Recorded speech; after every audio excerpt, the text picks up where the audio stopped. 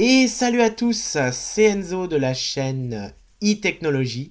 Voilà, donc on se retrouve aujourd'hui dans un nouvel épisode consacré aux futurs investissements des bornes de recharge. Parce que oui, vous allez me dire, il parle de la technologie électrique, il y a les voitures électriques qui arrivent, mais comment on va faire pour les recharger s'il n'y a pas de borne ni de prise électrique?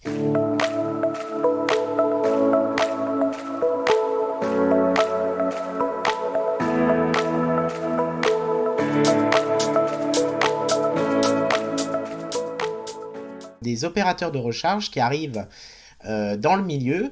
Il y en a à peu près déjà une vingtaine, voire une trentaine, et il y en a d'autres qui arrivent encore.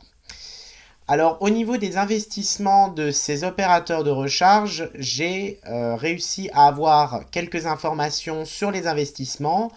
Alors on va pas forcément parler des sommes d'argent puisque l'argent ne compte pas forcément. Alors il compte indirectement oui parce que c'est grâce à l'argent qu'on peut poser des bornes.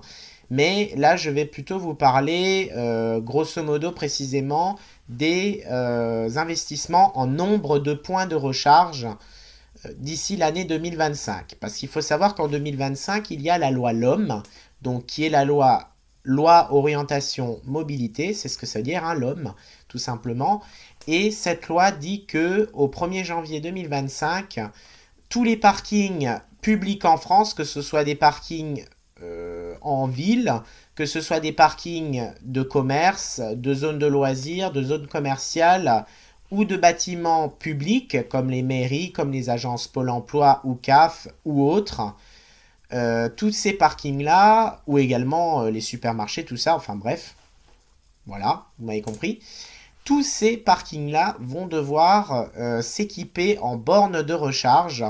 Donc, les chiffres, c'est à peu près une borne par tranche de 20 places de parking. Alors, vous pouvez vérifier ce que je dis, hein, c'est réel, hein, c'est même le site de l'État qui l'a publié. Voilà, alors est-ce que ce sera tenu? Ça, c'est la grande réponse. Pour l'instant, on est le 29/09/2022, donc en soi, pour l'instant, ça démarre timidement, on va dire. On est à peu près autour des 70 000 points de recharge. En fin d'année, on devrait atteindre les 100 000 points de recharge. Et avec cette loi, on devrait atteindre les 3 à 4 millions de points de recharge. Si tout le monde joue le jeu, bien sûr, hein, d'ici 2025 sur tous les parkings. Voilà, donc ça c'est l'objectif.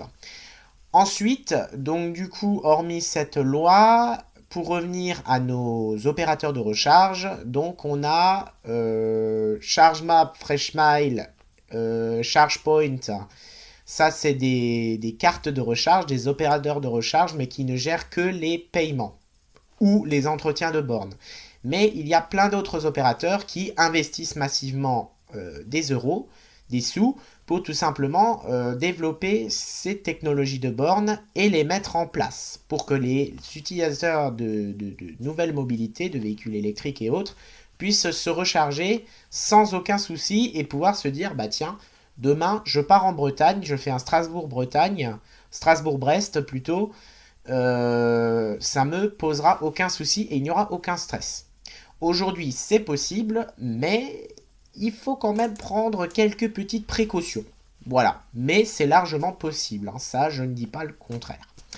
Voilà, donc au niveau des opérateurs de recharge qui prennent tout en charge, il y a donc Easy via EDF, donc qui installe des bornes, et eux ont prévu de développer quelques 6000 bornes. Donc sachant qu'une borne correspond à 2 points de recharge, donc ce qui correspond à environ 12 000 points de recharge. Voilà, donc 12 000 places électrifiées d'ici 2025 en France, uniquement en France. On a PowerDot qui est un petit nouveau qui vient d'arriver. D'ailleurs, des petits nouveaux, il y en a pas mal, hein, ça, vous allez le voir dans cette vidéo. Donc il y a PowerDot. PowerDot vient d'officialiser une nouvelle levée de fonds très conséquente. Voilà, qui correspond autour des 7 à 10 000 points de recharge d'ici 2025 en France.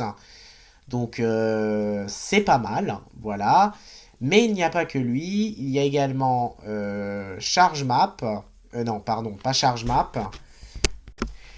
Je voulais dire Electra, donc Electra qui est un tout nouveau, qui vient d'arriver en début 2021, si je ne me trompe pas.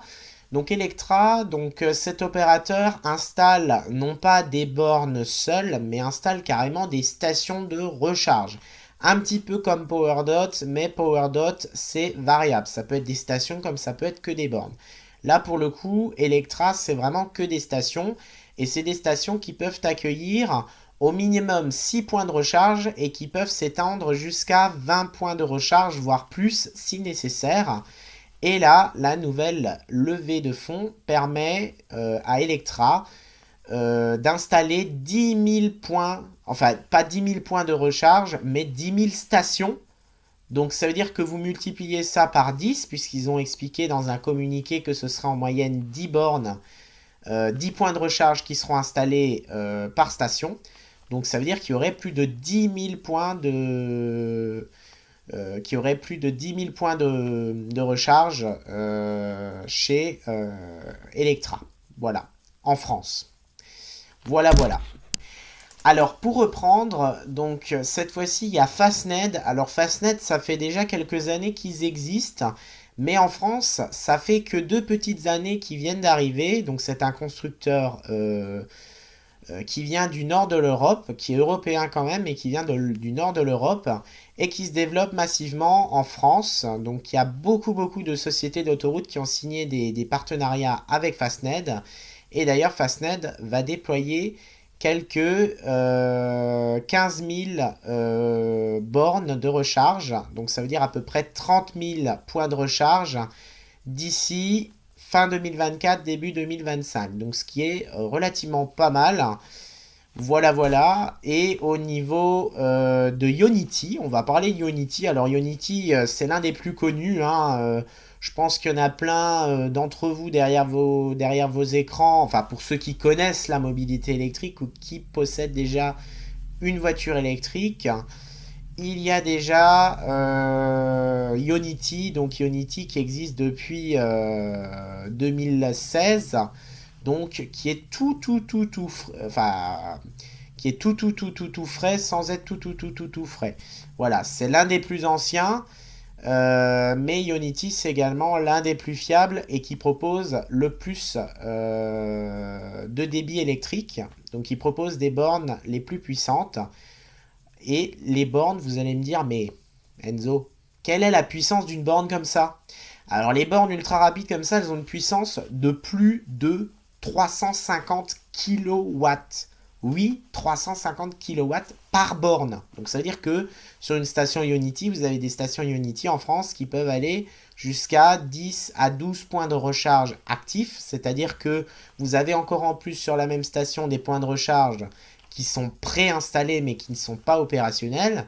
Donc ça veut dire que les 12 points de recharge qui sont déjà opérationnels peuvent chacun d'entre eux fournir 350 kW.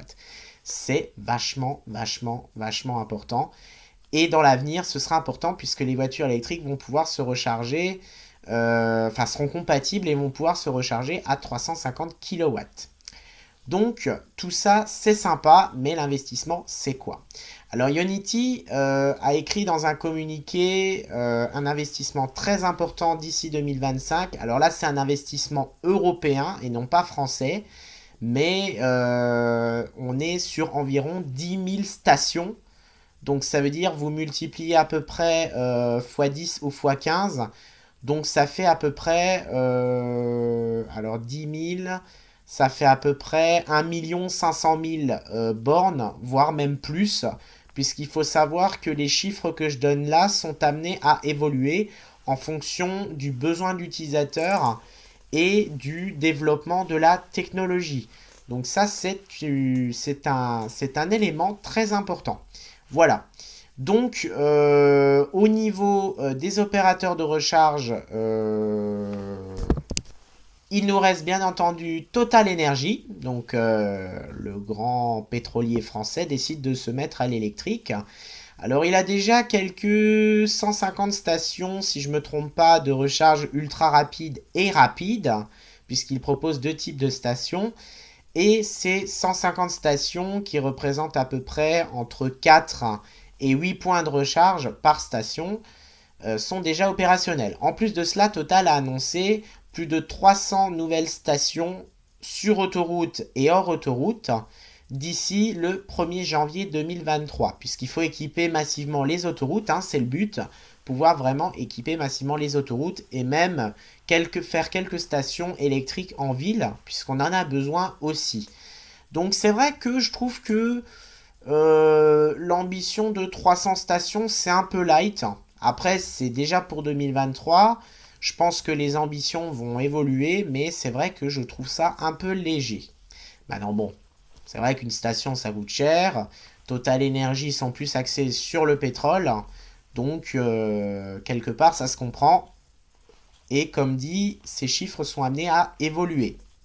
Voilà. Donc, pour cette petite vidéo, ce sera tout pour aujourd'hui, puisqu'on a fait le tour de la question. Après, comme dit, si j'ai oublié quelque chose, vous m'écrivez hein, dans les commentaires ou via l'adresse mail que je mettrai en description. Voilà, n'hésitez pas à m'écrire, hein, c'est fait pour ça. La chaîne YouTube est aussi fait pour échanger sur le contenu. Moi, je suis ouvert à la discussion. Donc voilà, donc n'hésitez pas à me contacter. Et puis sur ce, je vous souhaite une très bonne journée. Et je vous dis à très bientôt pour un nouvel épisode. Et surtout, j'allais oublier ça, n'hésitez pas à lâcher un petit pouce bleu. Voilà. Et à vous abonner. C'est très important pour le développement de la chaîne. Ça, je le précise pas forcément dans toutes les vidéos, parce que bon, les youtubeurs, la plupart rabâchent la même chose. Voilà, au bout d'un moment, ça gave, hein, quand on répète à chaque fois les mêmes choses, mais là, dans cette vidéo, je le dis quand même, je le dirai pas dans toutes les vidéos, mais c'est vrai que c'est cool si vous pouvez vous abonner. Sachant que des vidéos, il y en a quand même régulièrement qui sortent, donc c'est plutôt sympathique. Enfin, je sais pas ce que vous en pensez, vous me direz ça. Voilà, bah écoutez, c'est tout pour aujourd'hui. Je vous souhaite une très bonne journée ou une très bonne soirée. Et je vous dis à très bientôt. Salut, salut!